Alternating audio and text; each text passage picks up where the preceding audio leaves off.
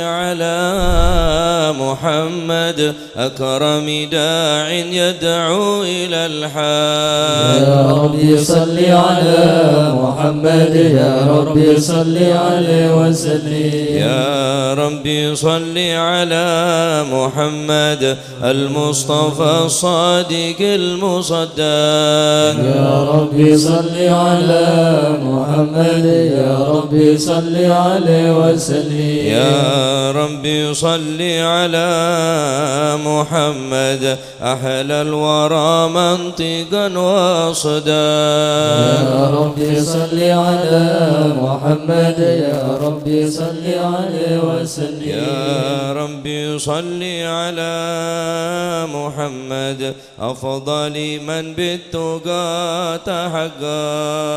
يا ربي صل على محمد، يا ربي صل عليه وسلم. يا ربي صل على محمد من بالسخاء والوفاء تخلى. يا ربي صل على محمد، يا ربي صل عليه وسلم. يا ربي صل على محمد واجمع من الشمل ما تفرق. يا ربي صل على محمد، يا ربي صل عليه وسلم. يا ربي صل على محمد وصله وسهل ما قد تعوق.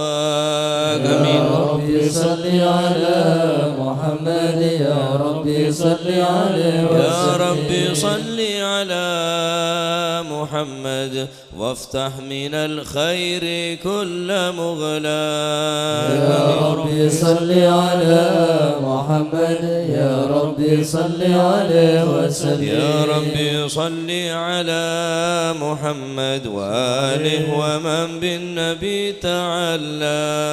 يا ربي صل على محمد، يا ربي صل عليه وسلم. يا ربي صل على محمد وآله ومن للحبيب عشاق. يا ربي صل على محمد، يا ربي صل عليه وسلم. يا ربي صل على محمد ومن بحبل النبي توثق.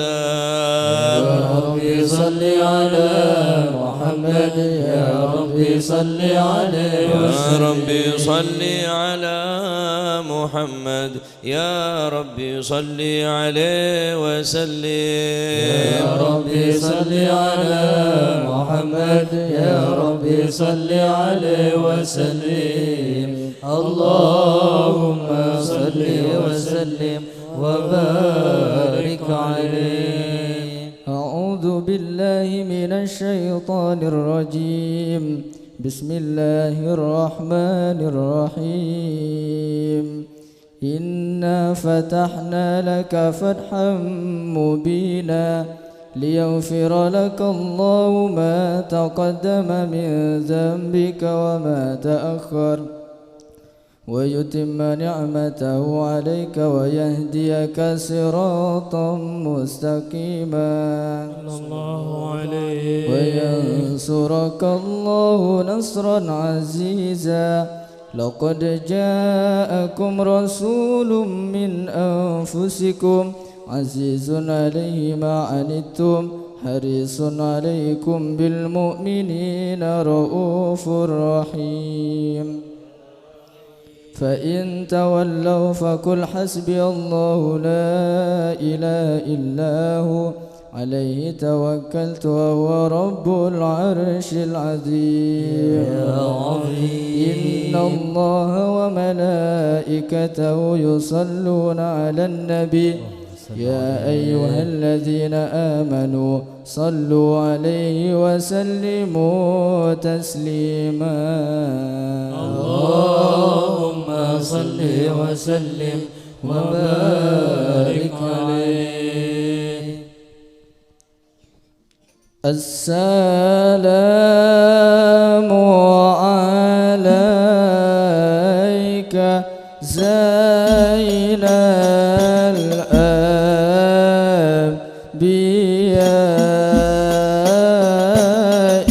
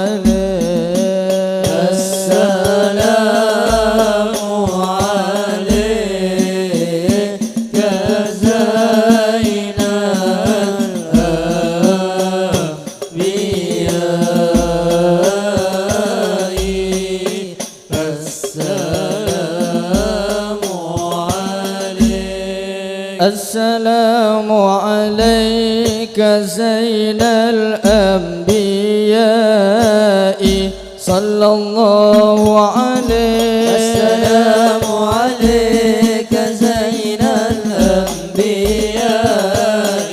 صلى الله عليه. السلام عليك أزكى الأزكياء صلى الله عليه. السلام عليك زين الأنبياء صلى الله عليه. السلام عليك من ربي السماء صلى الله عليه. السلام عليك زين الأنبياء صلى الله عليه. السلام عليك دائم بلا انقضاء صلى الله عليه. السلام عليك زين الأنبياء صلى الله عليه. السلام عليك زين الأنبياء. السلام عليك أتقى الأتقياء. السلام عليك زين الأنبياء. السلام عليك أتقى الأتقياء. السلام عليك زين الأنبياء. السلام عليك أتقى الأتقياء. السلام عليك أحمد يا حبيبي. السلام عليك طه يا طبيبي. السلام عليك أحمد يا حبيبي. السلام عليك طه يا طبيبي. السلام عليك يا مسكي وطيبي. السلام عليك. السلام عليك. السلام عليك زين الأنبياء. السلام عليك أتقى الأتقياء. السلام عليك زين الأنبياء. السلام عليك أتقى الأتقياء. السلام عليك يا خير الأنام. السلام عليك يا بدر التمام. السلام عليك يا خير الأنام. السلام عليك يا بدر التمام. السلام عليك يا نور الظلام. السلام عليك. السلام عليك. السلام عليك زين الأنبياء. السلام عليك أتقى الأتقياء. السلام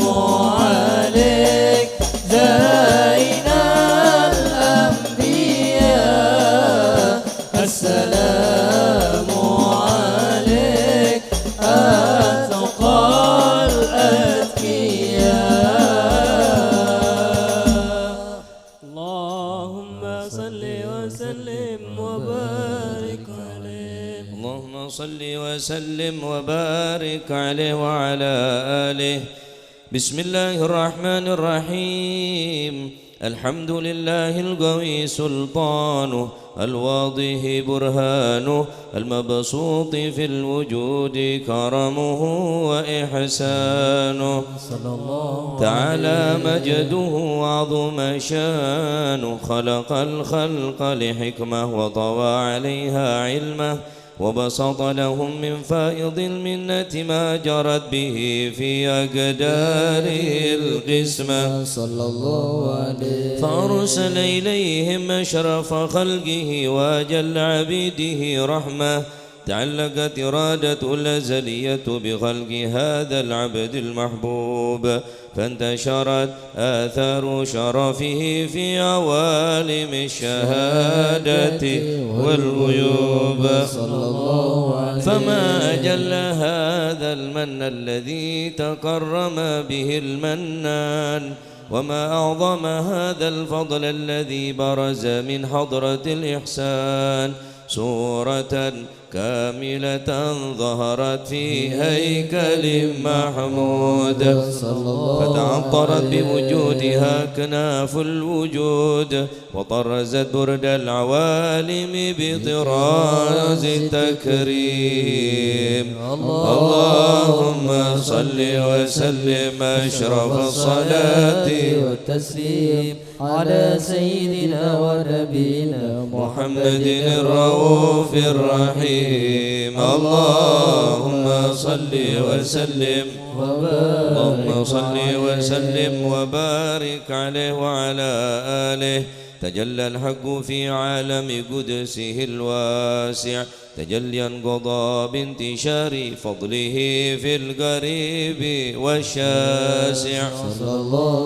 فله الحمد الذي لا تنحصر أفراده بتعداد، وما لا يمل تكراره بكثرة ترداد، حيث أبرز من عالم الإمكان صورة هذا الإنسان صلى الله عليه ليتشرف بوجود الثقلان وتنتشر أسراره في الأكوان. فما من سر اتصل به قلب منيب إلا من سوابغ فضل الله على هذا الحبيب. يا لقلب سروره قد توالى بحبيب عمن لنا ما نوالا. جل من شرف الوجود بنور غمر الكون بهجة وجمالا. قد ترقى في الحسن على مقام وتناهى في مجده وتعالى. نهضت العيون فيما اجتلته بشرا كاملا يزيح الضلالا. وهو من فوق علم ما قطرة رفعة في شؤونه وكمالا. سبحان الذي أبرز من حضرة الامتنان ما يعجز عن وصفه اللسان، ويحار في تعقل معانيه الجنان. انتشر منه في عالم البطون والظهور ما ملأ الوجود الخلقي نور. فتبارك الله من إله كريم بشرتنا آياته في الذكر الحكيم ببشارة. لقد جاءكم رسول من أنفسكم عزيز عليه ما عنتم حريص عليكم بالمؤمنين رؤوف رحيم. فمن فاجأت هذه البشارة وتلقاها بقلب سليم فقد هدي إلى صراط مستقيم. اللهم صل وسلم أشرف الصلاة والتسليم على سيدنا ونبينا محمد الرؤوف الرحيم.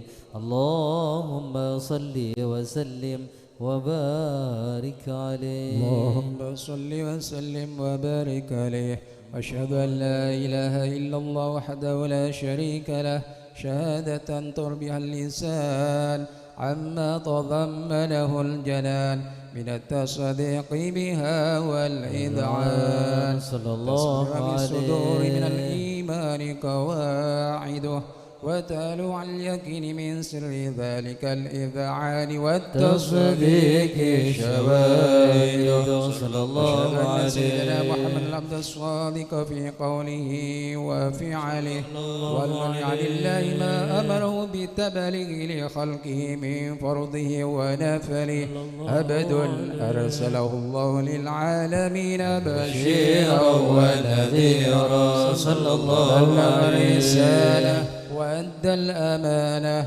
وأذى الله من الأمة بشرا كثيرا صلى الله عليه المستبصرين سراجا وقمرا منيرا صلى الله عليه أعظم منة تكرم الله بها على البشر وما أوساها من نعمة إن تسرسرها في البحر والبر اللهم صل وسلم بعجل الصلوات وجمعها وأزكى التحية ووسعها على هذا العبد الذي وفى بحق العبودية صلى الله عليه في الكمال وقام بحق الربوبية في مواتن الخدمات لله وأكمل عليه غاية الكمال صلى الله عليه المصلي عليه به فينبسط في قلب نور تعلقه به وهبه ويبقى بها بعناية الله في حسبه وعلى آله وصحبه الذين ارتقوا صهوة المجد بالقرب صلى الله عليه وسلم بوده وهبه ما أطر الأكوان بنشر ذكراهم نسيم اللهم صل وسلم أشرف الصلاة والتسليم على سيدنا ونبينا محمد الرؤوف الرحيم اللهم صل وسلم وبارك عليه وعلى آله وصحبه اللهم صل وسلم وبارك عليه وعلى آله وصحبه أما بعد فلما تعلقت إرادة الله في العلم القديم بظهور أسرار تخصيص للبشر الكريم بالتقديم والتكريم صلى الله عليه نفذت القدرة الباهرة بالنعمة الواسعة والمنة الغامرة فانفلقت بيضة التصوير في العالم المطلق الكبير عن جمال مشهود بالعين حاول لوصف الكمال المطلق والحسن التام والزين صلى الله عليه فتنقل ذلك الجمال الميمون في الأصلاب الكريمة والبطون فما من صحب ضم إلا وتمت عليه من الله النعمة صلى الله عليه فهو القمر التام الذي يتنقل في بروجه ليتشرف بموطن استقراره وموضع صلى خروجه الله عليه وقد غدت الأكدار الأزلية بما قضت وأظهرت من سر هذا النور ما أظهرت وخصصت به من خصص صلى الله عليه كان مستقر في الأصلاب الفاخرة والأرحام الشريفة الطاهرة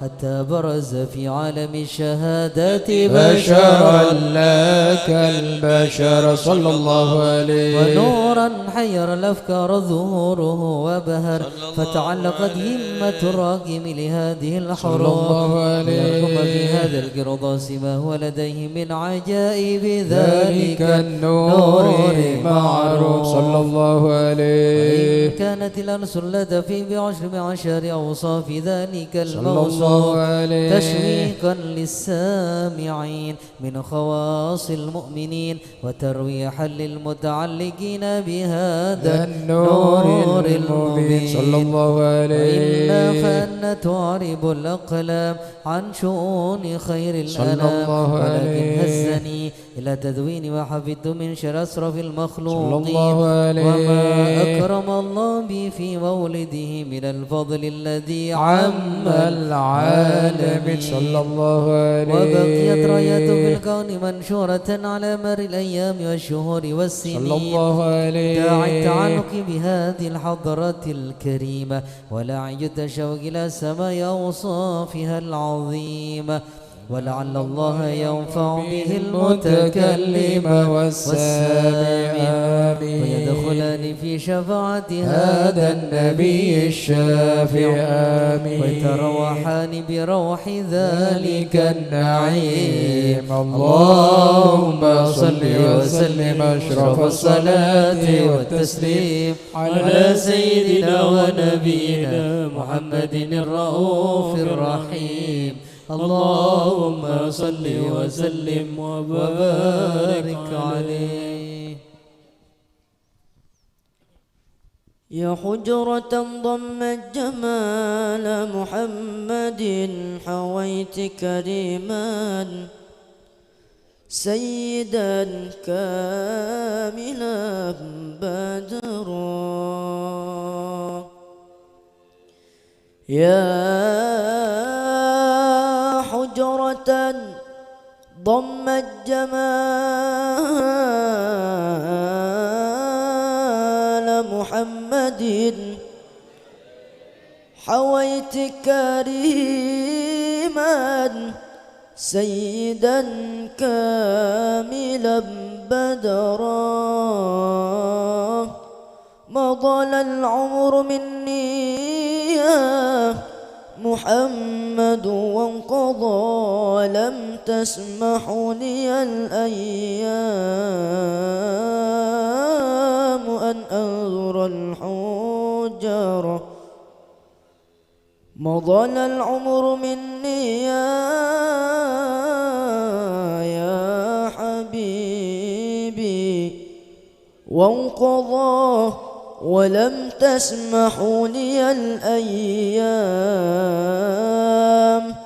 أن أنظر الحجرة مقامك محمود وأنت محمد ورب السماء أعطاك حوضا وكوثرا يا عين ورب السماء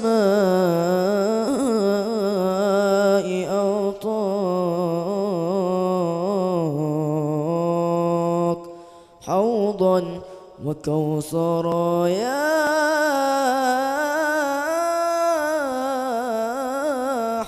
حبيبي ورب السماء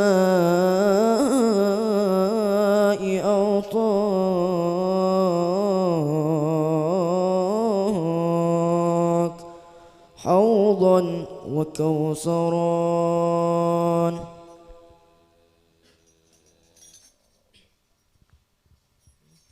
يا خير هادي للأنام يا خير هادي للأنام تسامى عطفا على عطفا على من داب فيك غرام غراما يا خير هادي للأنام يا خير هادي للأنام تسامى عطفا على عطفا على من ذاب فيك غرام غراما أنت الذي شرفت كل مشرف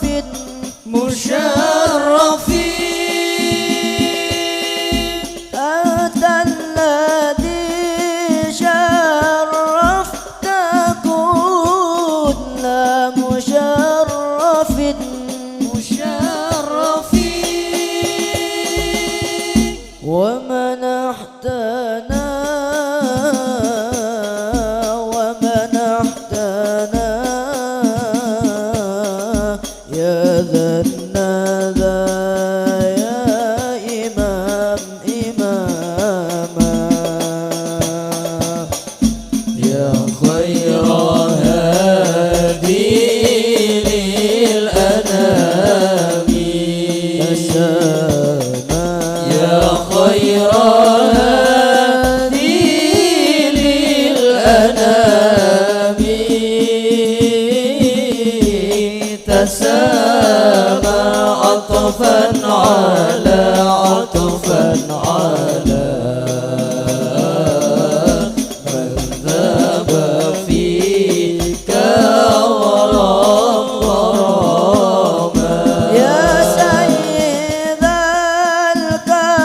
الكونين يا علم الهدى علم الهدى يا سيد الكونين يا علم الهدى علم الهدى يا من أتى يا من أتى للمرسلين ختام ختاما يا خير هادي للأنام يا خير هادي للأنام تسامى عطفا على عطفا على من ذاب فيك غرام غراما يا ربي سلمنا يا رب يا رب يا ربي سلمنا ربي يا ربي يا ربي سلمنا يا رب يا رب يا ربي سلمنا يا ربي يا ربي يا ربي سلمنا يا رب يا رب يا ربي سلمنا الله الجلال أعطاك الجمال الله الجلال أعطاك الجمال محمد خير المرسلين نور المصطفى ملأ الأكوان حبيبي محمد خير المرسلين نور المصطفى ملأ الأكوان حبيبي محمد خير المرسلين نور المصطفى ملأ الأكوان ملأ الأكوان حبيبي محمد خير المرسلين نور المصطفى ملأ الأكوان حبيبي محمد صلى الله عليه خير المرسلين نور المصطفى ملأ الأكوان حبيبي محمد خير المرسلين نور المصطفى ملأ الأكوان ملأ الأكوان حبيبي محمد خير المرسلين الله الجمال أعطاك الجمال الله الله الجلال أعطاك الجمال الله الجلال أعطاك الجمال الله الجلال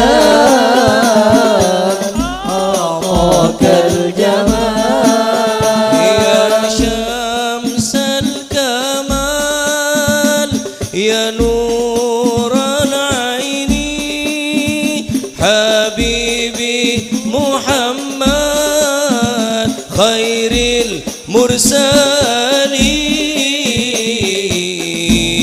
المرسلين نور المصطفى ملأ الأكوان حبيبي محمد خير المرسلين نور المصطفى ملأ الأكوان حبيبي محمد خير المرسلين نور المصطفى ملأ الأكوان حبيبي محمد خير المرسلين يا الله يا بديع بلغنا جميع الله يا بديع بلغنا جميع يا الله يا بديع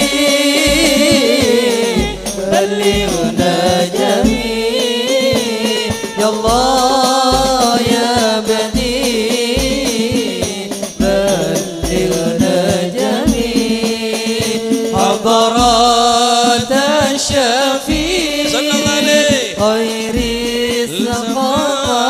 الثقلين حبيبي محمد خير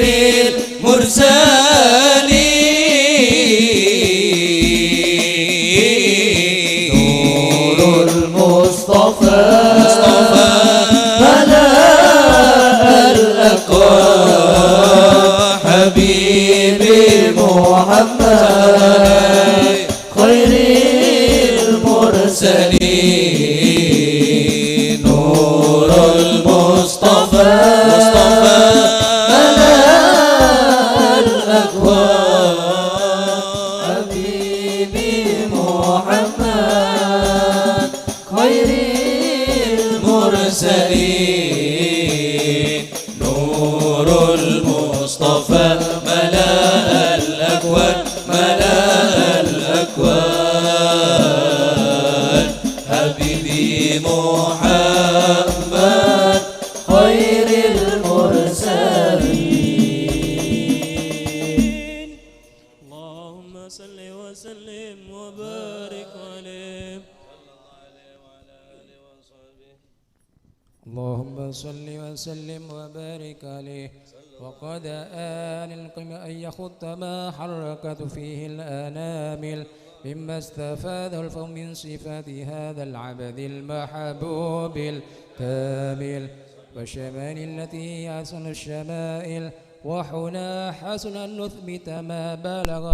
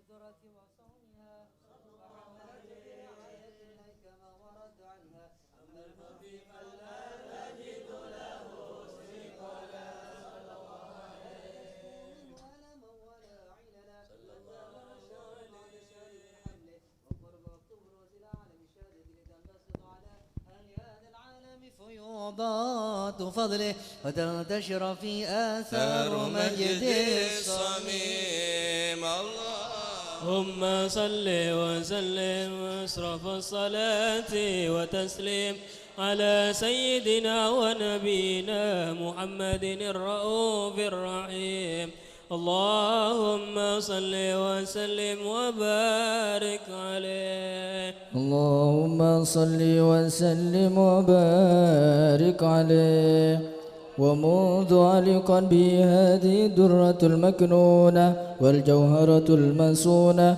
والكون كله يصبح ويمسي في سرور وابتهاج صلى الله عليه بقرب دور إشراك هذا السراج والعيون متشوفة إلى بروز متشوقة إلى التقاط جواهر كنوز وكل دابة لقريش نطقت بفصيح العبارة معلنة بكمال البشارة وما من حامل حملت في ذلك العام إلا أتت في حملها بغلام من بركات وسعادة هذا الإمام ولم تزل الأرض والسماوات متضمخة بإطر الفرح بملاقاة أشرف البريات وبروز من عالم الخفاء إلى عالم الظهور بعد تنكلي في البطون والزور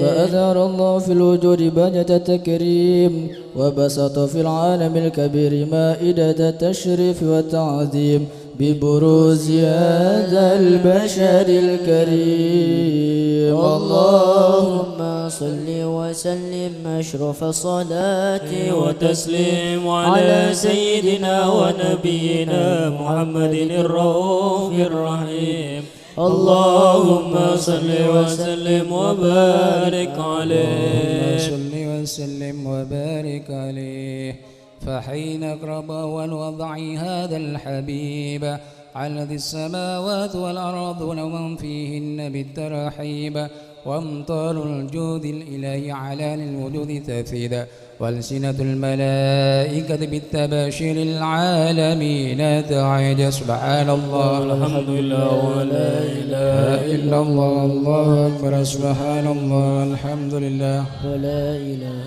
إلا الله والله أكبر سبحان الله والحمد لله ولا إله إلا الله وشفت كيناع هذا المستور ليبرز نور كاملا في عالم الدهور نورا فاق كل نور فانفذ الحكم على من أتم الله عليه النعمة من خواص الأمة أي حضر عند وضعه أمة تأنيسا لجنابها المسعود ومشاركة لها في هذا السمات الممدودة فحضرت بتوفيق الله السيدة مريم والسيدة آسيا وموما من الحور العين من قسم الله له من الشراب بالقسمة الوافية فهذا الوقت الذي رتب الله على ودوره وجود هذا المولود فانفلق سبل الكمال من النور على العمود وبرز الحامد المحمود وضعنا لله بالتعظيم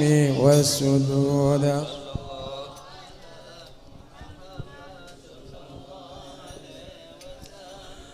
صلى الله على محمد صلى الله عليه وسلم اللهم صل على محمد اللهم صل عليه أشرق الكون ابتهاجا بوجود المصطفى أحمد ولأهل الكون أنس وسرور قد تجدد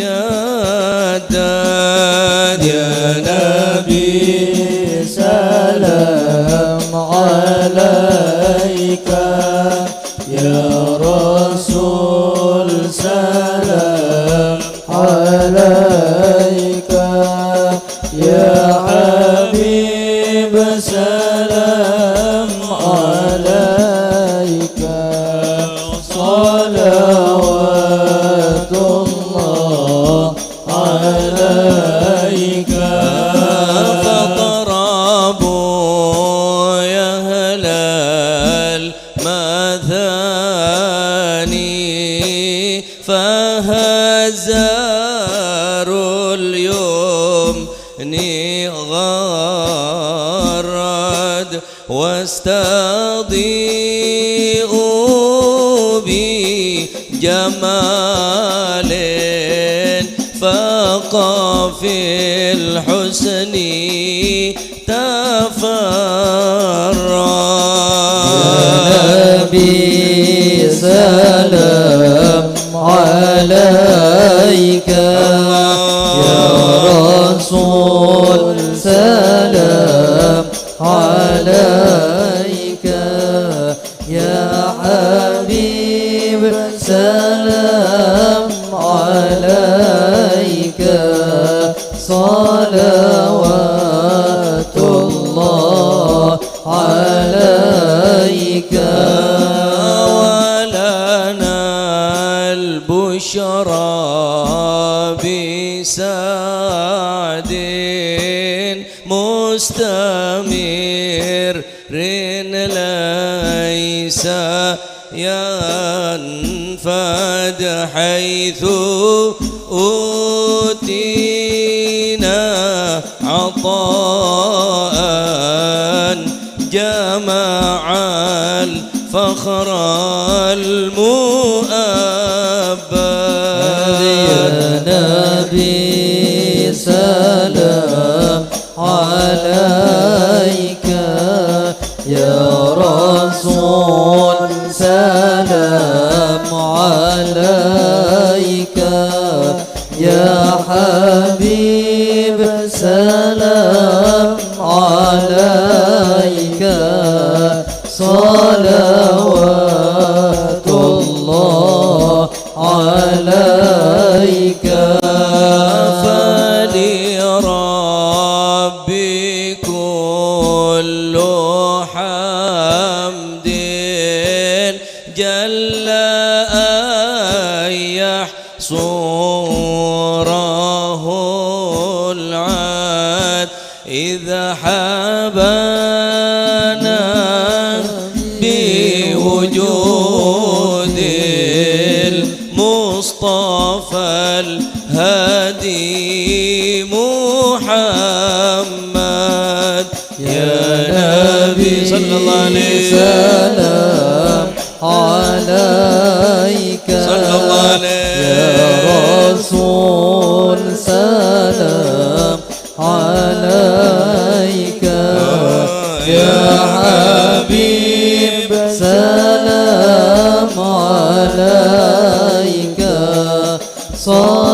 صلوات الله عليك يا رسول الله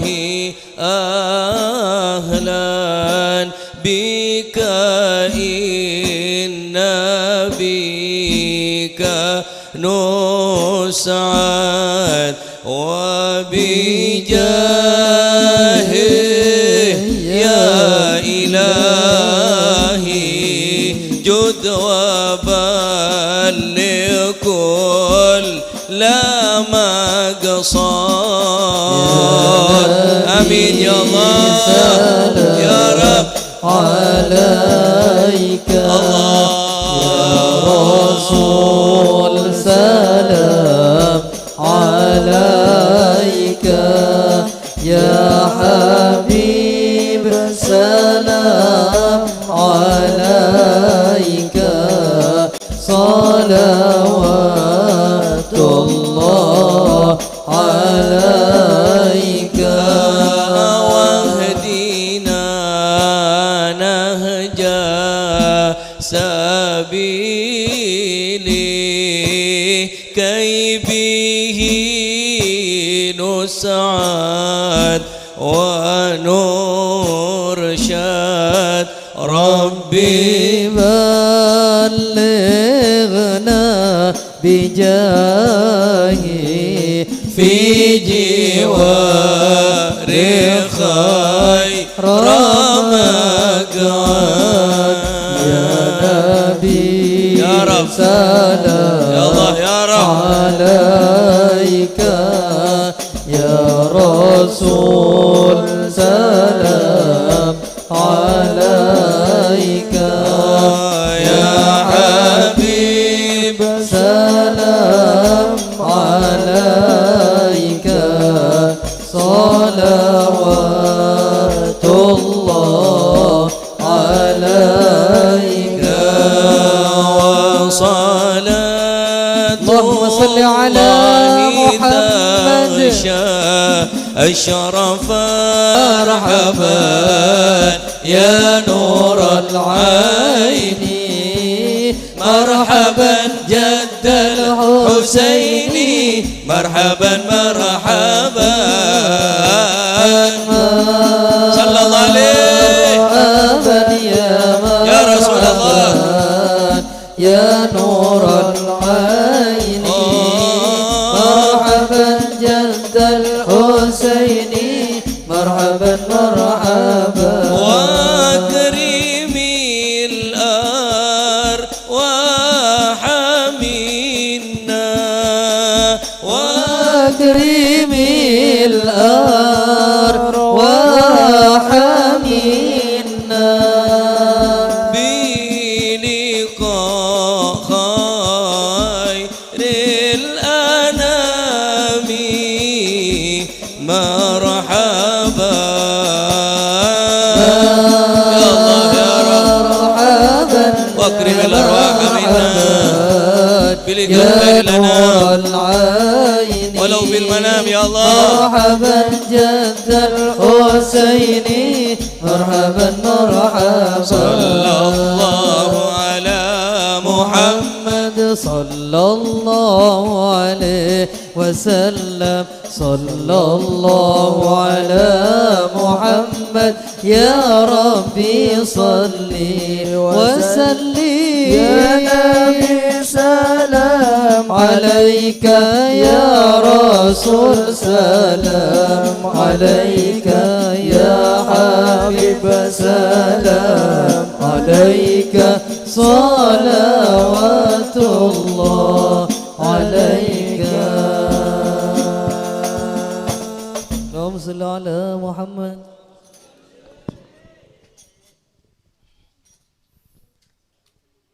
Bismillah, alhamdulillah, wassalatu wassalamu ala rasulillah Sayyidina wa maulana wa habibina wa syafi'ina rasulillah Muhammad Ibni Abdillah la hawla wa la quwata illa billah Radiyallahu ankum wa qala radiyallahu an Qala al-imam Ahmad ibn al-Harb Rahimahullahu ta'ala wa nafa'ana bihi wa bi'ulumihi fid darain عبدت الله 50 سنة فما وجدت حلاوة العبادة حتى تركت 3 أشياء تركت رضا الناس حتى قدرت أن أتكلم بالحق وتركت صحبة الفاسقين حتى وجدت صحبة الصالحين وتركت حلاوة الدنيا حتى وجدت حلاوة الآخرة إلى آخر ما قال رضي الله عنه وأرضاه.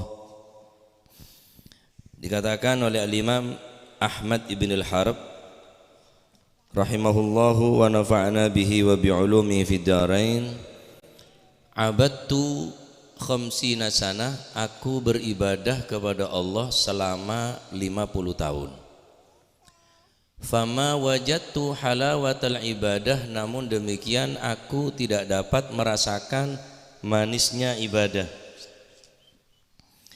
hatta taraktu 3 asya sehingga aku meninggalkan 3 perkara. Kita ini tidak dapat merasakan bahkan manisnya iman. Sedangkan iman mempunyai rasa halawah. halawatal iman, halawatal ibadah, halawatal istiqamah. Kita beribadah hanya terpaksa, bukan karena kita merasakan kenikmatan dan kelezatan. Berbeda dengan mereka-mereka orang-orang yang telah mendapatkan halawatal ibadah. Jika dia sakit, beribadah. Jika dia sumpek, beribadah. Maka hilanglah segala kesumpekan, hilanglah segala rasa sakit dengan beribadah kepada Allah Subhanahu wa ta'ala. Apa kata beliau? Khamsina sana abadullah khamsina sana. Aku beribadah tak tanggung-tanggung selama 50 tahun. Fama wajadtu halawatal ibadah, namun aku tidak dapat merasakan manisnya daripada ibadah. Hatta taraktu thalathata asya, sehingga aku meninggalkan 3 perkara. Berarti 3 perkara ini yang menghalangi kita sehingga kita tidak merasakan manisnya ibadah. Pertama, taraktu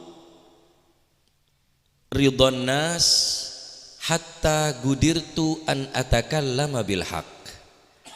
Aku meninggalkan kerelaan, kepuasan, keridhaan daripada manusia sehingga aku mempunyai kemampuan untuk berbicara sesuatu yang benar. Kenapa banyak orang tidak mampu, tidak berani mengucapkan sesuatu yang hak, yang benar? Karena kita resikonya besar. Dibenci orang, dimusuhi orang, dikecilkan, dikucilkan, diasingkan, ada pengikut, ada jamaah anak, ada saya senang. Kenapa? Karena kita mencari ridho kerelaan manusia. Sehingga dikatakan apa? Ridhon nasi ghayatun la tudrak wa ridallahi ghayatun la tutrak.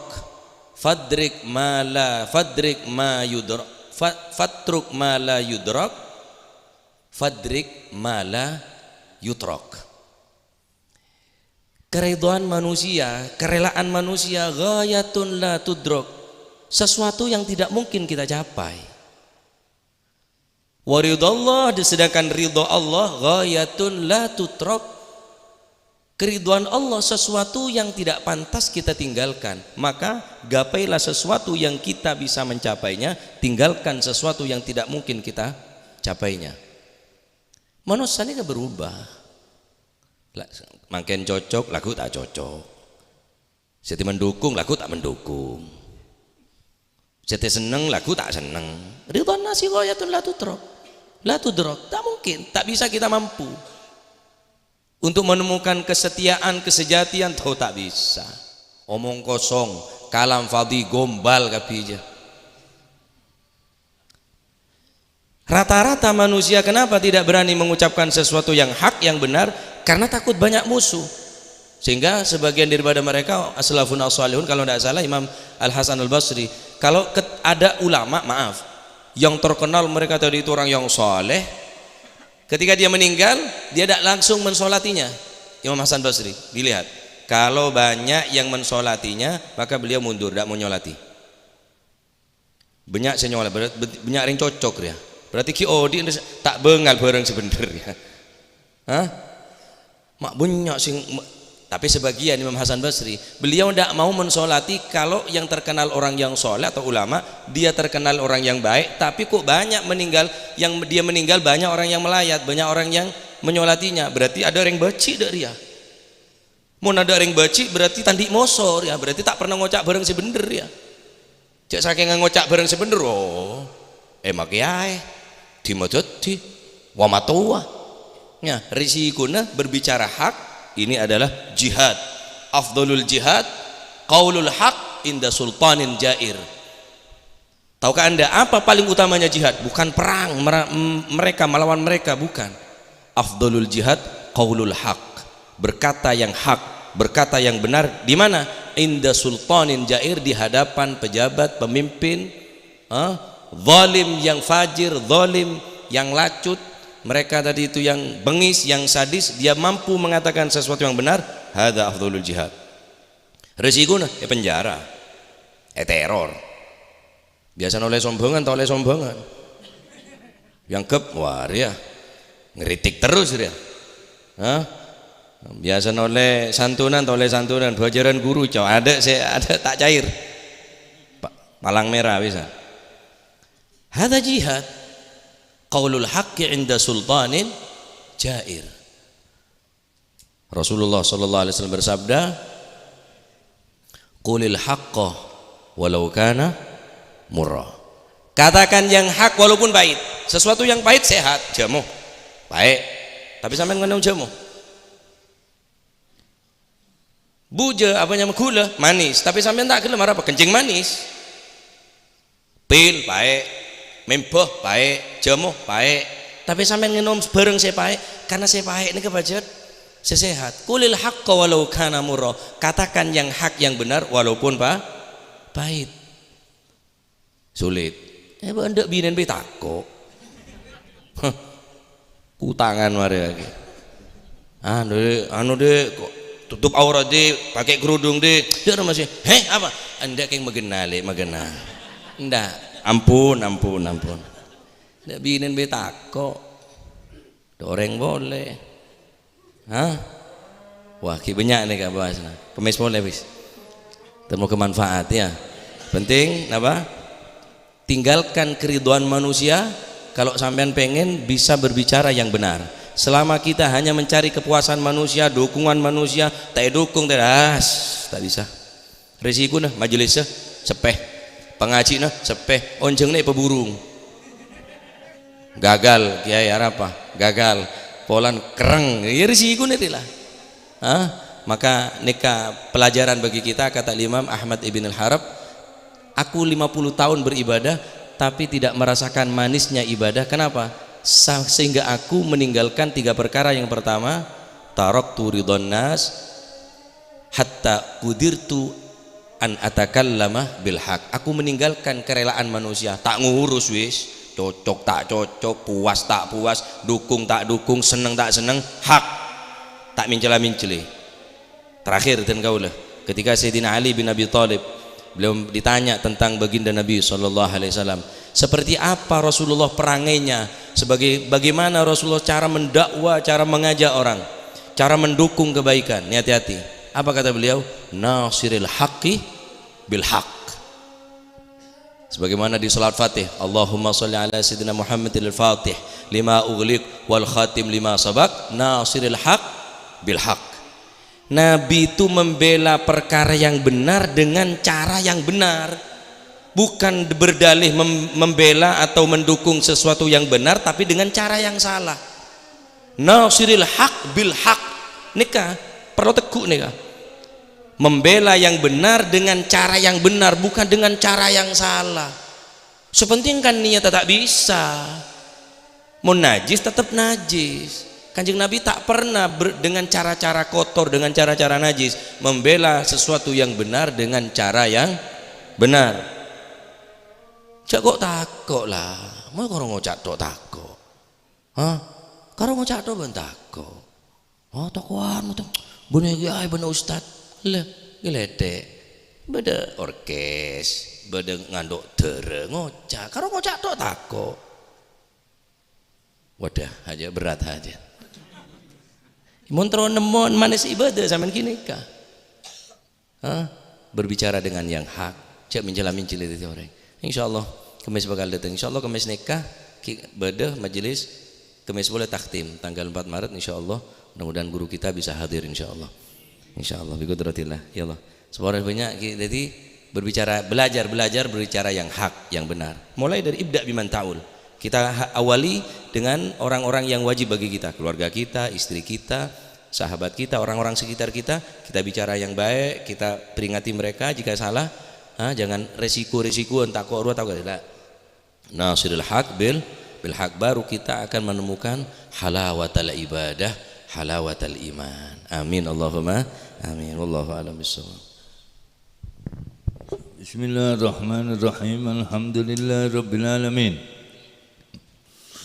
Allahumma salli wa sallim ala sayyidina Muhammadin fil awwalin wal akhirin wa salli wa sallim ala sayyidina Muhammadin fil nabiyyin wal mursalin wa salli wa sallim ala sayyidina Muhammadin fi kulli waqtin wa hin wa salli wa sallim ala sayyidina Muhammadin wa ala alihi wa sahbihi ajmain. ولما ندم الفكر من دراري الأوصاف المحمدية وجوده توجهت إلى الله متوسلا بسيدي وحبيبي محمد صلى الله عليه وسلم أن يجعل سعي فيه مشكورا وفعلي فيه محمودا وأن يكتب عملي في الأعمال المقبولة وتوجهي في توجهات الخالصة والسيلات الموصولة. اللهم يا من إليه تتوجه الأعمال فتعود ضافرا وعلى باب عزته تحت الرحال فتشاها منه الفيوضات الوامرة. نتوجه إليك بأشرف الوسائل لديك سيد المرسلين عبدك الصادق الأمين سيدنا محمد الذي أمت رسالته العالمين أن تصلي وتسلم على تلك الذات الكاملة مستودع أمانتك وحفيظ سرك وحامل راية دعوتك الشاملة الأب الأكبر المحبوب لك والمخصص بالشرف الأفخار في كل موطن من مواطن القرب ومدهار قاسم إمدادك في عبادك وساقي كؤوس إرشادك لأهل ودادك سيد الكونين وأشرف الثقلين العبد المحبوب الخالص المحسوس منك بأجل الخصائص. اللهم صل وسلم عليه وعلى آله وأصحابه وأهل حضرة اقترابه من أحبابه. اللهم إنا نقدم إليك جاه هذا النبي الكريم ونتوسل إليك بشرف مقامه العظيم أن تلاحظنا في حركاتنا وسكناتنا بعين عنايتك وأن تحفظنا في جميع أدوارنا وتقلباتنا بجميل رعايتك وحسين وقايتك وأن تبلغنا من شرف القرب إليك وإلى هذا الحبيب آية آمالنا وتتقبل منا ما تحركنا فيه من نياتنا وأعمالنا وتجعلنا في هدرة هذا الحبيب من الحاضرين وفي تراعي اتباعه من السالكين ولحقك وحقه من المعدين ولأهلك من الحافظين. اللهم إن لنا أدماء في رحمتك الخاصة فلا تحرمنا وذنونا جميلة هي وسيلتنا إليك فلا تخيبنا. آمنا بك وبرسولك وما جاء به من الدين وتوجهنا به إليك مستشفين أن تقابل المذنب منا بالغفران والمسيء بالإحسان والسائل بما سأل والمعمل بما عمل وأن تجعلنا ممن نصر هذا الحبيب ووازره وواله وداهره وعم ببركاته وشريف وجاده أولادنا والدينا وأهل قدرنا ووادينا وجميع المسلمين والمسلمات والمؤمنين والمؤمنات في جميع الجهاد وأدم راية الدين القويم في جميع الأقطار منشورا ومعالم الإسلام والإيمان بأهلها معمورا معنى وسورا واكشف اللهم كربة المكروبين واقضي دين المدينين واغفر للمذنبين وتقبل توبة التائبين وانشر رحمتك على عبادك المؤمنين أجمعين واكفي شر المعتدين والظالمين وابسط الأدلى بولاد الحق في جميع النواحي والأقطار وأيدهم بتأييد من عندك ونصر على المعاندين من المنافقين والكفار واجعلنا يا ربي في الحسن الحسين من جميع البلايا وفي الحرز المكين من الذنوب والخطايا وأدمنا في العمل بطاعتك والصدق في خدمتك قائمين وإذا توفيتنا فتوفنا مسلمين مؤمنين واختم لنا منك بخير واختم لنا منك بخير أجمعين واختم لنا منك بخير أجمعين وصلي وسلم على هذا الحبيب المحبوب للأجسام والأرواح والقلوب وعلى آله وصحبه ومن إليه منسوب وآخر دعوانا أن الحمد لله رب العالمين سبحان ربك رب العزة عما يصفون وسلام على المرسلين والحمد لله رب العالمين. نهدم هذا الدعاء المولد سمد الدرار في مجلس دار المحبين في هذا المصلى وإلى حضرة النبي. شر الفاتحة.